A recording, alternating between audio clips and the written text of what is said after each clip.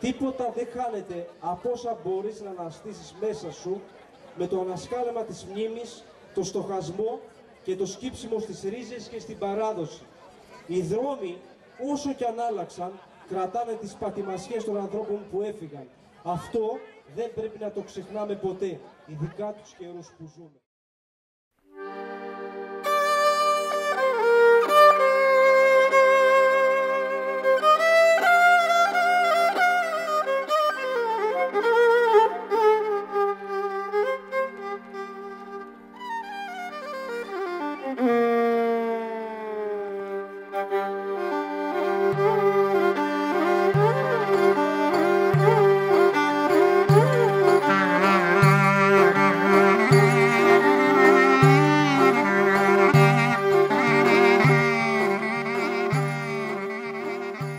Στη λέξη παλιόχώρα, ετυμολογικά δίνουμε τη σημασία παλιά χώρα. Και αν ανατρέξουμε στα νησιά της Ελλάδος σήμερα, η χώρα ήταν η πρωτεύουσα του νησιού, άρα από αυτό και μόνο πιστοποιεί και τεκμηριώνει ότι ήταν μεγάλο μέρος. Ένα. Δεύτερον, εκεί που βρίσκεται το νεκροταφείο σήμερα, στα 500 μέτρα περίπου, υπάρχει παλιός πύργος, που και αυτό δικαιολογεί την κατοίκηση των ανθρώπων από πολύ παλιά. Προτού όμως ξεκινήσουμε να σας πω για την παλιόχώρα, πρέπει να το εντάξουμε στην ευρύτερη περιοχή.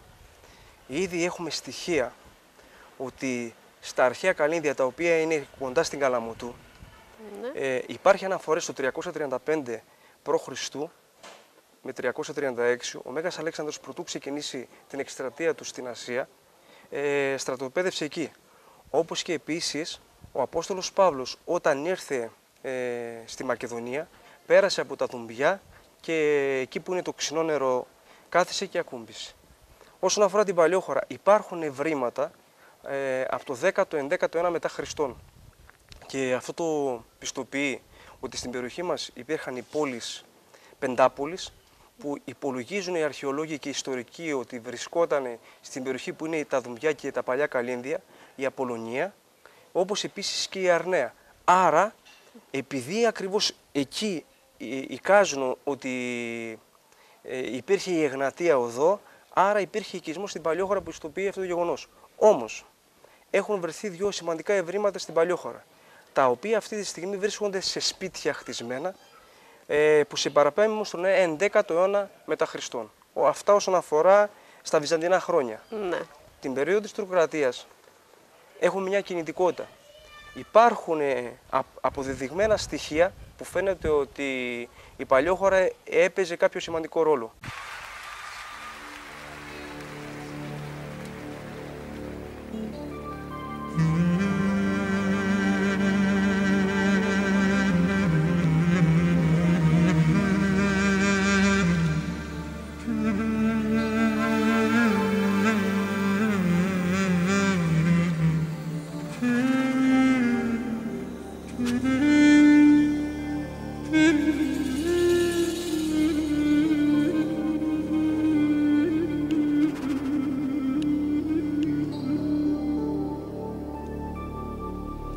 Στο πακέστο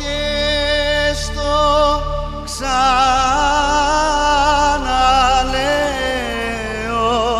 στο γυαλό μη κατεβείς.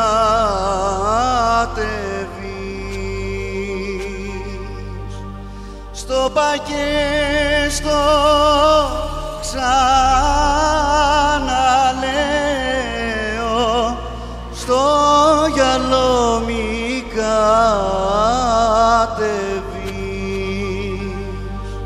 Κι ο γυαλός κάνει φουρτούνα και σε πάρει